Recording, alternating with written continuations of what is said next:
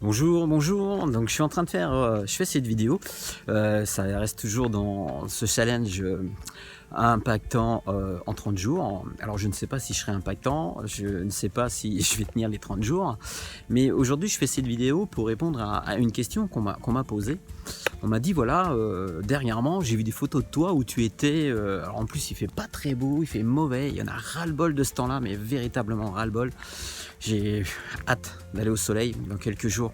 Vous verrez les vidéos où je participerai à ce challenge, mais je serai au soleil. Alors j'espère que je communiquerai un petit peu cette chaleur au travers des vidéos et puis que ça vous réchauffera un petit peu le cœur.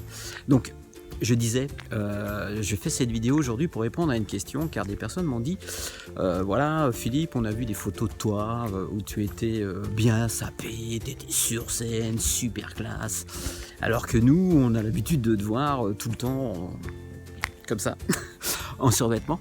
Et j'ai dit bah ouais, comme ça c'était exceptionnel, c'était lors d'un séminaire, j'avais pas envie de me présenter en survêtement sur scène, j'avais envie voilà, d'être bien, parce que c'était important d'avoir une bonne image. Et, euh, et surtout, c'est extrêmement rare quand je m'habille comme ça, comme j'étais pour le séminaire d'Alex Roth, tout simplement parce que c'est un peu lié à mon histoire et aux difficultés que j'ai rencontrées et que j'ai traversées, et un petit peu suite à mes échecs. Pour tout vous dire, quand j'avais mon entreprise, et donc je travaillais dans les travaux publics, je gérais entre 25 et 30 salariés, je générais beaucoup de chiffres d'affaires, des centaines de milliers d'euros de chiffre d'affaires. Et à chaque fois, c'est moi qui allais en négociation pour ces contrats. Donc, si je vous rappelle, j'étais prestataire de la Compagnie Générale des Eaux, j'avais un contrat à l'année, je pouvais aller dans n'importe quelle agence et faire des travaux pour eux en sous-traitance. Mais il fallait quand même négocier avec les responsables d'agence, on négociait les budgets, on négociait les tarifs, ils cherchaient toujours à tirer les prix vers le bas. Et ils étaient tous en costard-cravate. Donc, moi, pour me mettre à leur niveau, j'étais en costard-cravate. Mais des trucs de fou, des costards-cravates, je pourrais pas vous les montrer parce que suite à cet échec, j'ai tout vendu. J'ai même vendu mes costards, j'ai même vendu mes cravates, j'ai vendu mes chemises. Ouais, j'ai vendu mes chemises. Mais c'était des trucs complètement bariolés. J'avais des cravates avec des tulipes, j'avais des chemises jaunes, oranges, roses, vertes, des trucs de fou. Là, il y a du bruit là. Et j'étais tout le temps en costard cravate. Pourquoi? Parce que pour moi, c'était hyper important d'être identifié comme quelqu'un qui avait quand même une certaine valeur, une valeur par ses vêtements. Et ça, c'est une erreur monumentale, lamentable. Je vais même vous raconter une autre histoire, c'est-à-dire qu'après ce dépôt de bilan, donc j'ai galéré, machin, ceci, cela, et puis j'ai eu l'opportunité de faire un nouveau métier. Donc je mettais plus de costard-cravate, j'en avais plus, j'ai tout vendu. Et j'ai eu l'opportunité de faire un autre métier qui était dans des assurances, un très gros groupe. Et mes collègues, j'espère que je les retrouverai, je vous apporterai les témoignages de ces collègues-là au cours d'une vidéo. Je les vois parce que j'ai en plus des collègues qui sont clientes de mon club Dynamica, des anciennes collègues. Et dans cette compagnie d'assurance, c'était important d'être propre, correct, voilà, super bien sapé. Et tout le monde était en costard, cravate. Et moi, quand je suis arrivé à l'entretien d'embauche, je suis arrivé avec ma boucle d'oreille, celle-ci là, avec une boucle d'oreille, alors c'en était une autre, jean, et le directeur de région m'a regardé. Il m'a dit, mais chez nous, il faut savoir quand même que la tenue, elle est réglementaire, c'est costard-cravate. J'ai regardé, vous êtes venu me chercher, oui, parce que je vous raconterai l'histoire où c'est eux qui sont venus me chercher pour travailler au sein de cette compagnie. Et j'ai jamais mis de costard-cravate. Mais en plus de ça, c'était stratégique. Mais ils l'ont compris beaucoup plus tard. C'est-à-dire que tous mes collègues étaient en costard-cravate. Mais notre cœur de métier, c'était d'aller chercher de nouveaux clients dans le domaine des assurances. Et donc, il fallait aller faire du porte-à-porte. Alors ça, je savais faire. Hein. Moi, j'ai fait beaucoup de porte-à-porte. J'étais un vendeur de foire, en prospection. Dans le dur, je connaissais. Et donc, moi, j'allais voir mes futurs clients.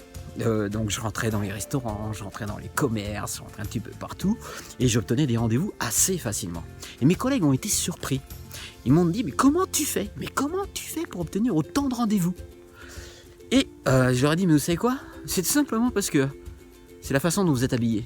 Eh oui, parce que quand vous rentrez dans un commerce, chez un commerçant, que la personne, elle a dit, ils ont des clients qui sont en train d'attendre, ils doivent servir leurs clients, doivent s'occuper de leurs clients. Et vous arrivez en costard-cravate avec votre petite mallette. Est-ce que vous pensez réellement qu'il va vous consacrer 2 minutes pour essayer d'avoir un rendez-vous avec vous? C'est-à-dire pour dire ok, super, il n'y a pas de problème, j'attendais que vous pour être rassuré et on va prendre rendez-vous ensemble. Mais non, il vous envoie vraiment balader, il vous voit arriver mais vraiment avec vos grosses chaussures, votre costume et puis votre petite mallette.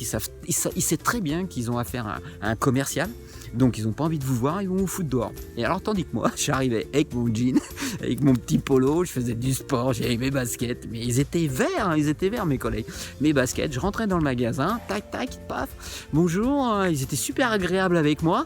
Et bonjour, Philippe Béja, de telle compagnie d'assurance, je ne vais pas la nommer, de telle compagnie d'assurance, voilà, c'est juste pour obtenir un rendez-vous avec vous, on va regarder, discuter, peut-être que je peux vous faire une proposition qui est plus intéressante que votre contrat d'assurance actuel, et surtout on maîtrise très bien votre métier. Voilà, après le bagou, voilà, ce qu'on veut, la tchatch. Et ben le gars, vous savez quoi, vu qu'il était déjà parti pour être souriant avec moi puisqu'il me considérait comme un client, et ben direct j'avais le rendez-vous, et donc j'obtenais des rendez-vous de fou en prospection. J'avais un taux de rendez-vous impressionnant. C'est ce qui m'a valu une convocation auprès de ce directeur de région qui m'a demandé justement comment je faisais pour avoir autant de rendez-vous. Et la petite astuce, je vous la dirai plus tard, j'espère qu'il ne tombera pas sur cette vidéo, mon responsable d'agence ou le directeur de région, mais de toute façon il devait s'en douter puisque je les ai croisés bien plus tard, c'est que je travaillais que 3 heures par jour et j'avais quasiment 2 à 3 fois plus de rendez-vous que mes collègues qui eux étaient en costard-cravate.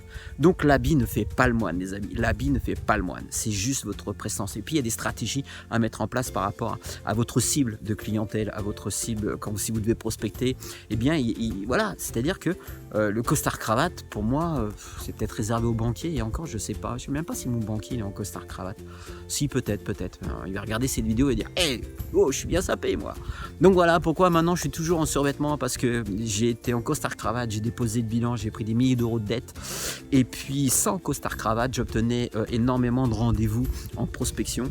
Et j'étais agent immobilier, ça aussi je vous l'expliquerai dans une vidéo. Sans costard-cravate, je vendais 2 fois plus que mes collègues qui étaient toujours bien sapés. Donc l'habit ne fait pas le moine, restez naturel, restez authentique. Plus vous êtes authentique, et bien plus les gens vont avoir envie de parler avec vous, plus les gens vont aller vers vous. Voilà.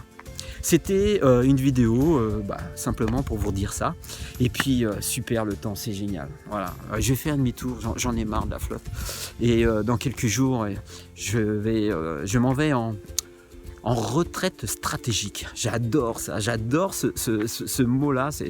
Je vais prendre une retraite stratégique, c'est-à-dire que je vais avoir besoin de partir au soleil pour pouvoir réfléchir sur mes nouvelles stratégies, sur tout ce que je veux mettre en place. Mais ça, je vous en parlerai dans une autre vidéo. Allez, n'oubliez pas, vous likez, vous partagez, vous faites ce que vous voulez, abonnez-vous à ma chaîne YouTube, il n'y a pas de souci. Tous les jours, je vais essayer de publier et de vous donner des petits trucs comme ça.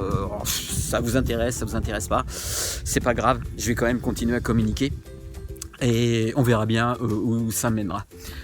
Ciao, bye.